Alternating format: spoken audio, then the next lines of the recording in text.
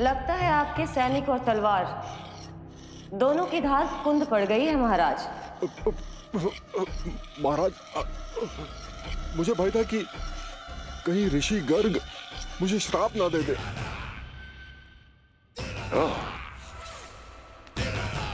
तो श्राप से भयभीत हो गए दुर्जन, किंतु कंस तो कोई श्राप नहीं देता, सीधा मृत्यु देता है। ऐसा न करे महाराज, दया करे, दया निदान।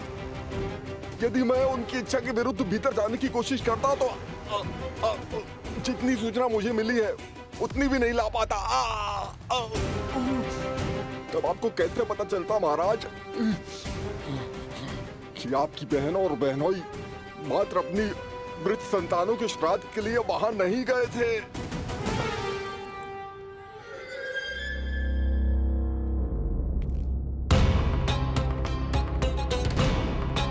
आगे बोलो। पूरी तरह तो नहीं सुन पाया महाराज, किंतु मैंने स्वयं अपने नेत्रों से देखा है महाराज। राजकुमारी देवकी ने ऋषि गर्ग के हाथ में कुछ दिया था।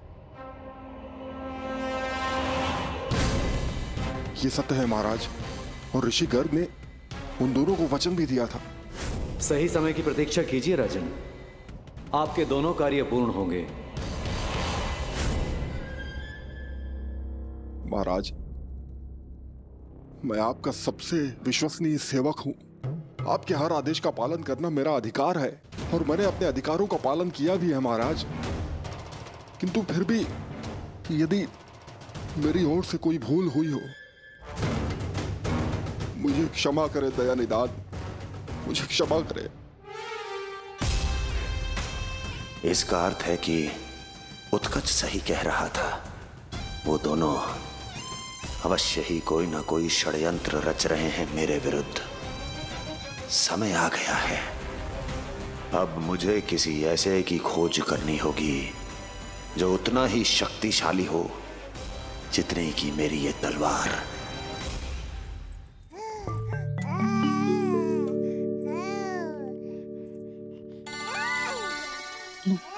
अभी से पुकारने लगो जी, अभी तो आई हो रसोई में।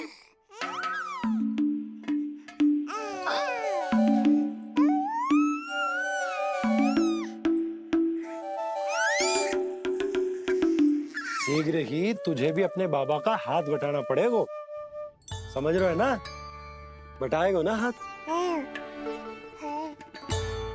अभी जे 100 दिन का भी ना हो और जे इस नन्हे से बालक को काम काज का भार सौंपने की बात करने लगे। काम का नाम सुनते ही मुख से स्वर ना निकल रहे तेरे। अभी तो बड़ा ऊ कर रहा था। बता, हाथ बटाएगो के ना? अरे बता ना।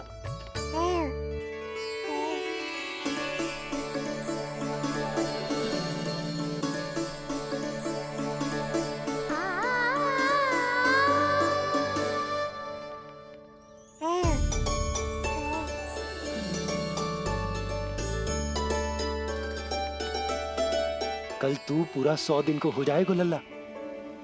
पंडित जी आएंगे, तुझे नया नाम मिलेगा। देखो तो मन में तो इनके भी कितना उत्साह भरो है, बस दृष्टि में मैं ही आती हूँ। और कल तुझे वो नाम मिलेगा लल्ला जिससे पूरा संसार तुझे पहचानेगा।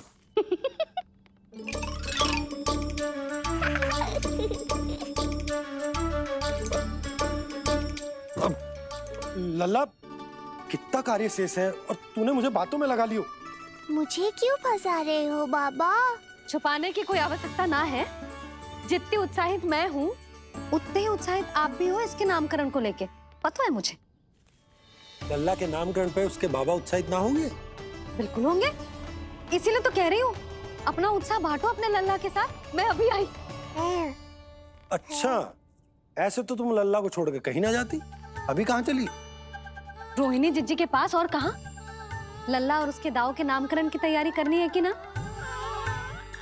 कितने लोगों को आमंत्रित करना है, कितने प्रकार की मिठाइयां बनानी है, ढोल वाले को कितने बजे का समय देना है, ये सब सुनिश्चित करना है ना, ताकि जे उत्सव गोकुल का सबसे बड़ा उत्सव हो। अरे सूची देनी है जिज्जी को।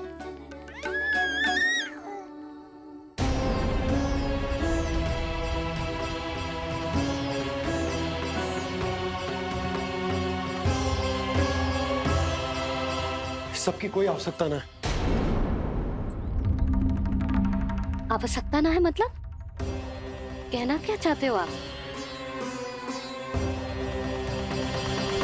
मैं ये कहना चाहता हूं कि यशोदा, सत्य तो ये है कि हमें दुख में ना अत्यधिक दुखी होना चाहिए और ना सुख में अत्यधिक उत्साहित। प्रसन्नता कितनी भी क्यों ना, हमें उत्सव संयम से ही मनाना चाहिए। इतने वर्ष संयम ही तो रखा था ना नंद जी। ये समय संयम का ना आनंद से बावले हो जाने का है। यशोदा, हम आयोजन छोटा ही करेंगे। मैं कुछ सोच समझ कर ही तो कह रहा हूँ। पर क्यों? मुझे भी तो समझाओ। हर बात समझाने की ना होती यशोदा। अच्छा, पति पत्नी में भेद हो तो है? ठीक, मैं कोई भेद ना रखूं। जो भी अब तक मैंने तुम्हें ना बताया है वो सब बताऊं। ओहो, क्या कर रहे हो बाबा? कंस के बारे में कुछ बता मत देना मैया को। वो मंगला है ना, उसने आज शाम को ही बछड़ा दियो और भात पद का मांस लगभग बीतने को ही है, तो धीरे धीरे शरद ऋतु आ जाएगी, दूध की हानि भी कम हो जाएगी। हाँ? और वो सरजू है ना, उसको बैद जी ने पूरे पखवाड़े का विश्राम के लिए कहा है। क्यों? क्योंकि वो ठाट से गिर गए थे और गिरते समय उसे भीतरी चोट लग गई थी। अरे और... बस बस बस, ये सब मुझे क्यों बता रहे हो? इसका नामकरण से क्या संबंध? तुम्ही ने तो कही ना कि पति पत्नी के बीच में कोई भेद ना होता, तो मुझे जो भी बात पता है मैं तुम्हें बताऊंगा। कितनी समझदारी से बात बदल देते हो आप, और भोली भाली मैं आपकी बातों में आ जाती हूँ और इस सब में असली बात तो रह ही जाती है। किंतु आज बात मेरे लल्ला की है। उत्सव तो विशाल ही होगा और इस बारे में कछु और ना सुनूंगी मैं। आप लल्ला का ध्यान रखो, मैं जा रही हूँ रोहिणी जीजी के पास। यशोदा,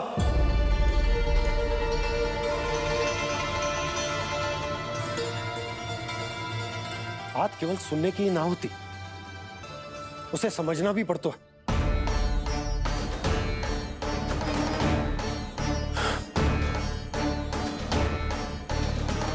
विश्वास है ना मुझ पर? मैं कुछ सोच समझ कर ही कर रहा हूँ ना। उत्सव तो छोटा ही होगा।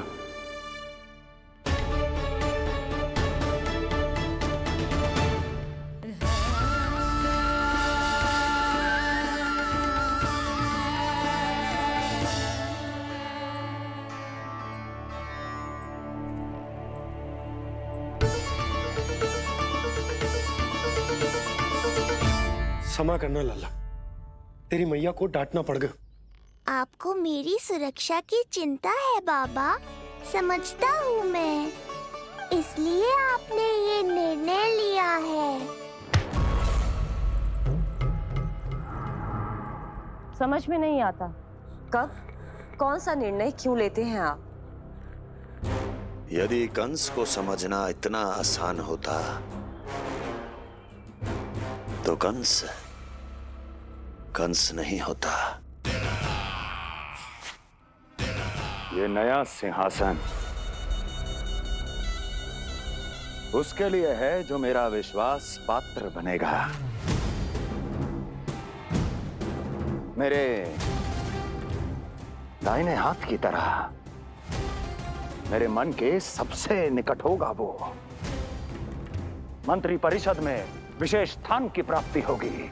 मेरे बाद पूरे राज्य के लिए उसी का वचन होगा। शासन। किंतु ये अधिकार केवल उसे प्राप्त होगा जो मेरी परीक्षा में उत्तीर्ण होगा। मेरा सबसे महत्वपूर्ण कार्य करेगा वो। इसलिए जाओ, कह दो सभी बाहुबलियों को, महाबलियों को, दैत्यों को, दानवों को, प्रेतों को, पिशाचों को, सभी को ये सूचना दे दो ना। ना ना ना, सूचना नहीं, चुनौती दो कि यदि साहस है तो आए, मेरी परीक्षा में उत्तीर्ण हो और इस सिंहासन पर बैठने का अधिकार प्राप्त कर ले। जाओ। और हां, ये अवश्य कहना कि केवल वही आए जिनके हृदय में साहस का ज्वालामुखी धधकता हो, जिनकी तलवारें पर्वतों का सीना चीरने को व्याकुल हो, जिनकी संकल्प शक्ति इतनी दृढ़ हो कि मृत्यु से टक्कर ले लें। कायर नहीं चाहिए मुझे। जाओ। महाराज, आप जिसे भी ये विशेष पद देंगे, भविष्य में यदि वही हमारे शीश पर बैठ गया तो क्या करेंगे आप? पहले ऐसा कोई योद्धा सामने तो आए अस्ति, जो उस विष्णु के अवतार का संहार कर सके।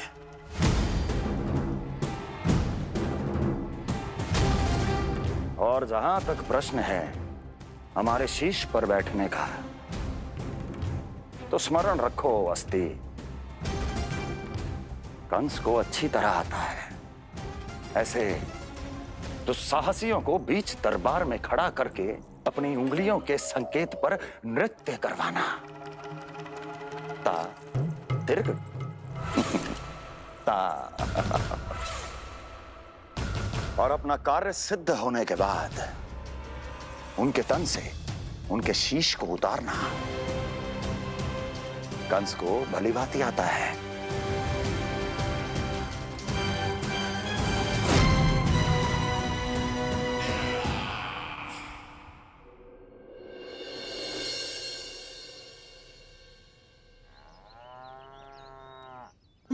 पूरे 100 दिन का होगा हुआ तो लल्ला, कम से कम 100 व्यक्ति तो आने चाहिए थे ना तेरे और तेरे दाऊ के नामकरण में। हाँ, अब तुम मुस्कुरा क्या रहो है? तू ही बता, जे भवन देख के लग रहा है कि यहाँ कोई उत्सव है? बिना अतिथियों के कैसा उत्सव और कैसा आनंद, तू ही बता। और मैं करूं भी तो क्या? पता है लल्ला, मुझे तो लग रहा है तेरे बाबा ना कंजूस होगा है। नहीं तो भला और क्या समस्या हो सकती है उन्हें बड़े आयोजन से? अरे गोकुल के राजा का लल्ला है तू, राजकुमार। यदि तेरा आयोजन बड़ा ना होगो तो भला किसका होगो?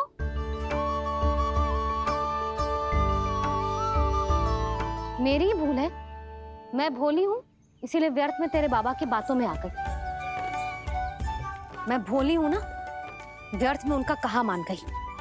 किंतु अब ना मैं कोई मांग रखूंगी, ना मैं उनसे बात करूंगी।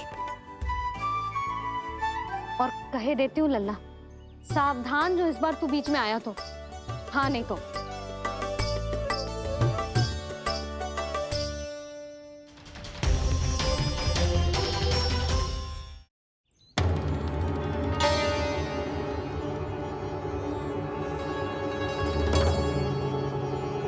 क्या होगा? हाँ, सब ठीक तो है ना? आप इतनी चिंता में क्यों हो जी? कुछ बुरी सूचना तो ना मिली? अब जे मत ही कहना कि जे भी मुझसे छुपाना पड़ेगा। जो भी है मुझे बताओ। पंडित सदानंद जी महाराज वो नामकरण के लिए ना आ सके। उनकी बिटिया के पांव भारी, उसे लिवाने वो समझाने गए। ये तो शुभ समाचार है।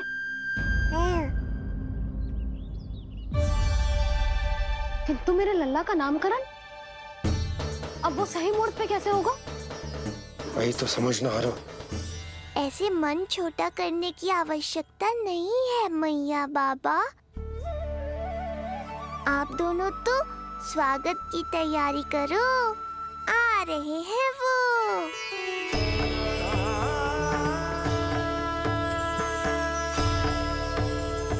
लो, आ गए वो जिनकी मुझे प्रतीक्षा थी।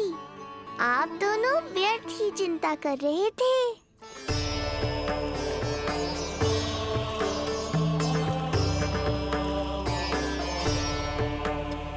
अब कौन करेगा मेरे लल्ला का नामकरण? ऋषि गर्ग, नंदराज, रानी भाभी, महान ऋषि गर्ग हमारे गांव में पधारे हैं।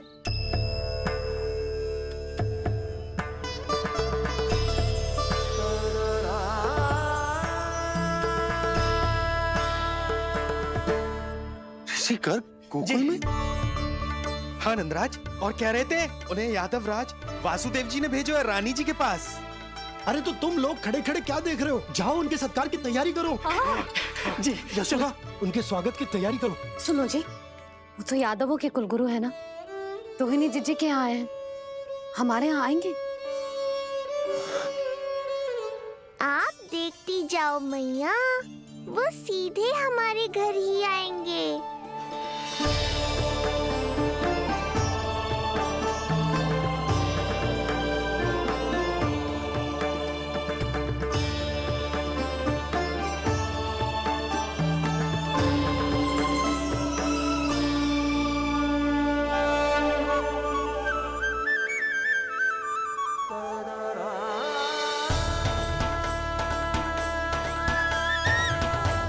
ये क्या हो रहा है मुझे?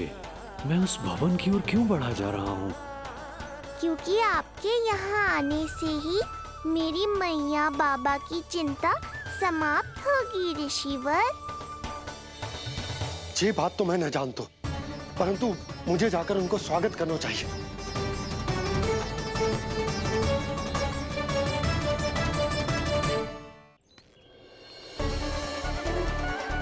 गुरुदेव, कल्याण हो। भगवान श्री नारायण के महान भक्त आज हमारे गांव में पधारे। हमारा जीवन सफल है गयो आज। वो भवन आपका है नंदराज? आपके शुभ चरण पड़ेंगे तो हमारा जय भवन पवित्र हो जाएगा। इतने बड़ी ऋषि अगर हमारे घर पधारेंगे तो हमारे तो भाग्य ही संवर जाएंगे। मैया आपके दर्शन को तरस रही है ऋषिवर।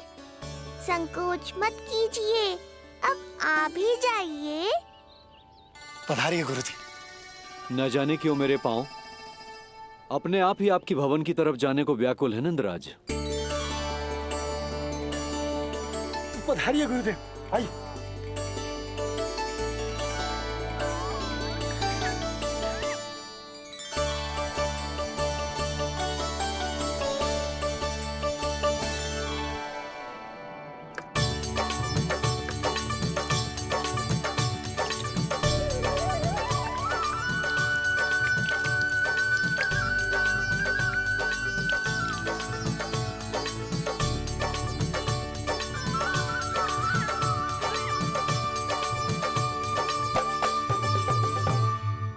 कल्याण हो। पधारिए।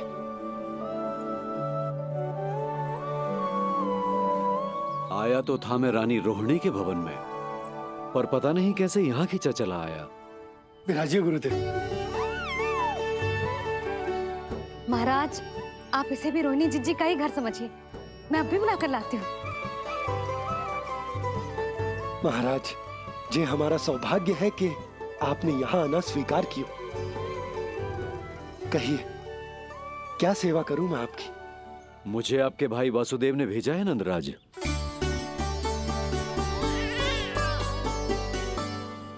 प्रणाम गुरुदेव। स्वामी जी ने आपसे इतनी दूर आने का आग्रह किया है, अवश्य ही कोई बड़ा कारण होगा। कारण तो है, आपके पुत्र का नामकरण करने आया हूं मैं यहाँ।